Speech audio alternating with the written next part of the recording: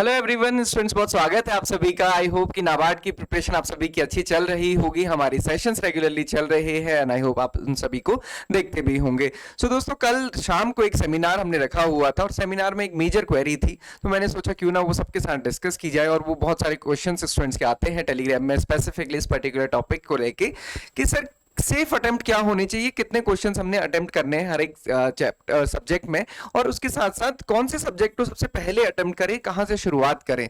Okay, तो पहले तो मैं आपको बता दूं कि देखो, इसका कोई बहुत बड़ा सिग्मा रूल तो है नहीं, but based on the observation या जो पास्ट एक्सपीरियंसेस है उसके बेसिस पे मैं आपको कुछ इंपॉर्टेंट चीजें बताऊंगा जो आपको ध्यान में रखनी है। और आप अभी, क्योंकि आपके पास अराउंड 25 डेज है, अगर आप इन बातों को ध्यान में रखेंगे और उसके अकॉर्डिंग मॉक टेस्ट करेंगे या मॉक टेस्ट के अकॉर्डिंग जो आपकी लर्निंग होगी उसके बेसिस पे आपके फाइनल एग्जामिनेशन में वहां पे ये गलतियां नहीं होंगी जो जिन गलतियों की वजह से बहुत बार गड़बड़ होती है। तो सबसे पहले जो हमारा टॉपिक है वो है सेफ अटेम्प्ट। सेफ अटेम्प्ट क्या होना चाहिए, कितना होना चाहिए। तो सबसे पहले, जैसे मैंने आपको बताया कि कोई सिग्मा रूल नहीं है, ये किस पे डिपेंड करता है, पेपर के लेवल पे। डेफिनेटली पेपर का लेवल इजी होगा तो आपके अटेम्प्ट ज्यादा होंगे, पेपर का लेवल बहुत डिफिकल्ट होगा तो आपको आपके अटेम्प्ट्स कम होंगे, और अकॉर्डिंगली कट ऑफ भी वेरी करती है। तो उस पे तो आपको बहुत ज्यादा घबराना नहीं है, ये ध्यान में रखना है कि कोई नंबर पहले से हम बहुत ज्यादा फिक्स नहीं कर सकते, बहुत ज्यादा फिक्स नहीं कर सकते। अभी क्या चीज फिक्स कर सकते हैं वो मैं आपको बताऊंगा। सबसे इंपॉर्टेंट ये होता है, पेपर डिफिकल्ट हो या फिर पेपर इजी हो, किसी भी कंडीशन में आपकी एक्यूरेसी ही मैटर करती है। तो गेस वर्क पे बहुत ज्यादा भरोसा नहीं करना है, क्योंकि आई होप कि ये सबका एक्सपीरियंस होगा कि गेस के भरोसे कोई भी एग्जाम क्रैक नहीं होता है। आपकी एक्यूरेसी ही मैटर करती है। मतलब अगर आप श्योर हैं आप उसको अटेम्प्ट कीजिए। बहुत ज्यादा, मतलब अगर आप 50% से ज्यादा श्योर हैं तो आप थोड़ा सा गेस वर्क कर सकते हैं रिस्क अपना एनालाइज करके। बट अगर 50% से भी कम है, मतलब आपको बहुत कम लग रहा है कि ये सही हो सकता है, तो फिर उसको छोड़ दीजिए, मत करिए, क्योंकि आपकी एक्यूरेसी के ही आपको मार्क्स मिलेंगे। अदरवाइज आप समझ सकते हैं डिसीजन मेकिंग में अगर आपने 2 क्वेश्चन सही किए तो आपका क्लियर हो जाएगा, बट एक क्वेश्चन सही एक क्वेश्चन गलत हो गया तो फिर क्लियर नहीं होगा। या फिर मतलब सिमिलरली ज्यादा क्वेश्चन आपने गलत कर दिए और 2-3 क्वेश्चन सही किए फिर भी सिलेक्शन नहीं होगा। तो ये चीज ध्यान में रखनी है, एक्यूरेसी बहुत मैटर करती है। और हमेशा ट्राई करना है मैक्सिमम करने का जितने आपसे हो सकते हैं। क्योंकि देखिए, मान लीजिए मैं अगर आपसे कहूं कि देखो ये एग्जामिनेशन है, लास्ट टाइम इतनी कट ऑफ थी, आप इतने करके आना, अब आपके माइंड में वो नंबर बैठ जाएगा, आप उसके किनारे किनारे ही घूमते रहेंगे। अब मान लीजिए पेपर इजी है, आप ज्यादा कर सकते थे और आप तो कॉन्फिडेंट हो जाएंगे उतने में ही कि अब तो मेरा हो गया, अब मैंने लास्ट टाइम जितने थे उतने तो कर लिए। या फिर पेपर बहुत डिफिकल्ट आया, जितने लास्ट ईयर कट ऑफ थी उतनी कट ऑफ आना भी मुश्किल थी, या फिर जितने लास्ट ईयर अटेम्प्ट हुए थे इजीली उतने अटेम्प्ट होना ही मुश्किल है। तो फिर आप उस टारगेट को लेके बैठे रहेंगे और उस टारगेट की वजह से क्या होता है, हम मतलब बहुत ज्यादा गैस वर्क करने लगते हैं और फिर उसकी वजह से फिर से हमारे मार्क्स कम हो जाते हैं। तो ये दोनों ही चीजें ध्यान रखनी है कि पहले से कोई नंबर फिक्स करके अपने माइंड में नहीं जाना है, ये 3 चीजों को ध्यान रखना है। अब इसको मैं एक चीज और बता दूं आपको, जो हम पेपर में कहते हैं कि कितना सेफ अटेम्प्ट लेके चलना है। देखिए, ये 2 साल का कंपैरिजन यहाँ पे है, ये 2022 का है, ये 2023 का है, सॉरी 2022 एंड 2021 का। अब क्योंकि कोई सिग्मा रूल तो है नहीं, आप देखिए यहाँ पे जो कट ऑफ थी ओवरऑल फाइनल सिलेक्शन के लिए लास्ट ईयर वो 41.75 थी। ओके, अब यहाँ पे देखिए जो 2021 में कट ऑफ थी फेज 2 के सिलेक्शन के लिए वो थी 53.50। अब आप देख सकते हैं कि इन दोनों में कितना डिफरेंस है, अराउंड 12 मार्क्स का दोनों में डिफरेंस है। तो 12 मार्क्स का डिफरेंस बहुत ज्यादा डिफरेंस होता है। तो आप समझ सकते हैं कि इस नंबर के बेसिस पे अगर मैं ये कह देता लास्ट टाइम कि देखिए 50% से तो ज्यादा ही करके आना, नहीं तो सिलेक्शन नहीं होगा, तो आप देखिए फिर क्या कंडीशन होती, क्योंकि कट ऑफ बहुत कम गई थी।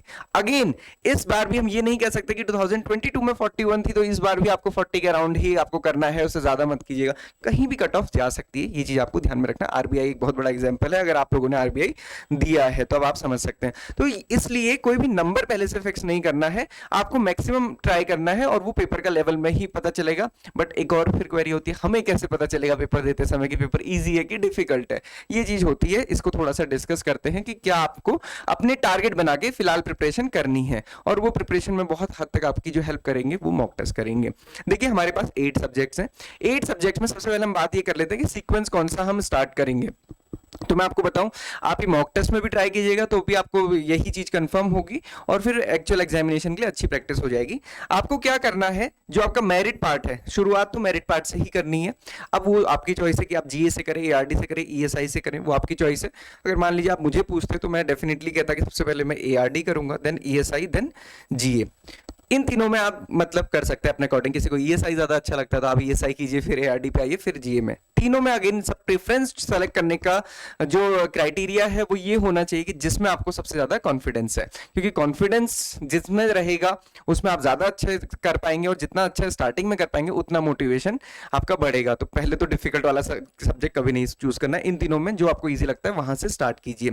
जब ये तीनों हो जाए उसके बाद आपने मूव करना है डिसीजन मेकिंग के लिए, एंड डिसीजन मेकिंग के बाद कंप्यूटर नॉलेज में, कंप्यूटर के बाद अगेन फिर ये आपकी चॉइस है कि इंग्लिश, रीजनिंग और क्वांट्स। फिर इंग्लिश, रीजनिंग, क्वांट्स में फिर से आप जंबल कर सकते हैं अपने ईज के अकॉर्डिंग, या फिर आपको जिसमें ज्यादा कॉन्फिडेंस है उसके अकॉर्डिंग।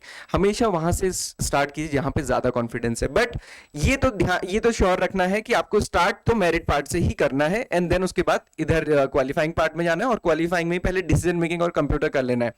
क्यों ऐसा मैं आपको कह रहा हूं, कई बार ऐसा होता है स्टूडेंट्स रीजनिंग या फिर क्वांट्स में, डीआई में लग गए, या फिर पजल या फिर सिटिंग अरेंजमेंट में लग गए, आपका इतना ज्यादा टाइम जाएगा आपको पता भी नहीं चलेगा। और यहां से गलती से भी शुरू नहीं करना है, रीजनिंग और क्वांट से गलती से भी शुरू नहीं करना है, क्योंकि आपके पास सिर्फ 120 मिनट से 200 क्वेश्चन है, 1 मिनट से भी कम टाइम है एक क्वेश्चन के लिए। आप ये देखिए, मतलब आप ये समझिए कि 1 मिनट में आपको 2 क्वेश्चन करने, और अगर रीजनिंग में मान लीजिए आप किसी पजल में लग गए, आपने 15 मिनट लगा दिए, उसके बाद भी वो पजल पूरी ढंग से सॉल्व नहीं हुई, तो जैसे ही आप नेक्स्ट क्वेश्चन में मूव करेंगे ना, तो नेक्स्ट क्वेश्चन बनते करते बनेगा और ना पुराना। आपको लगेगा मैंने उसमें टाइम दे दिया, मैं थोड़ा सा और उसमें टाइम देके उसको कर लेता हूं, और इसमें बहुत टाइम चला जाता है। और जब ये होता है तो फिर एक पैनिक सिचुएशन वहां पे बन जाती है। तो मॉक टेस्ट करके देखिएगा, आपको पता चल जाएगा। इसलिए स्टार्ट करिएगा जीएआरडी एएसआई जहां से भी आपको अच्छा लगे, उसके बाद डिसीजन मेकिंग, कंप्यूटर अवेयरनेस, फिर उसके बाद इंग्लिश, रीजनिंग, क्वांट्स, या फिर इन तीनों में आप फिर से जंबल कर सकते हैं। आई होप कि ये क्लियर होगा। अब हम आते हैं कि यहाँ पे सेफ स्कोर क्या होना चाहिए। तो सेफ स्कोर के लिए देखिए, सेफ अटेम्प्ट के लिए जो हम टारगेट करते हैं, इन 3 के लिए कोई भी सेफ अटेम्प्ट की बात नहीं है। इनमें मैक्सिमम आपको करना है, आपको जितने आते हैं आपको करने हैं, और मतलब ट्राई करना है कि आप मैक्सिमम कर सके। बट ट्राई करते समय बहुत ज्यादा रिस्क नहीं लेना है, वो कैलकुलेटेड रिस्क आपके माइंड में चलना चाहिए कि हाँ इसमें मैं गेस कर रहा हूँ तो ये गलत होने के इतने चांसेस हैं, तो उसके अकॉर्डिंग मेरे मार्क्स कितने होंगे, वो रिस्क ज्यादा नहीं लेना है।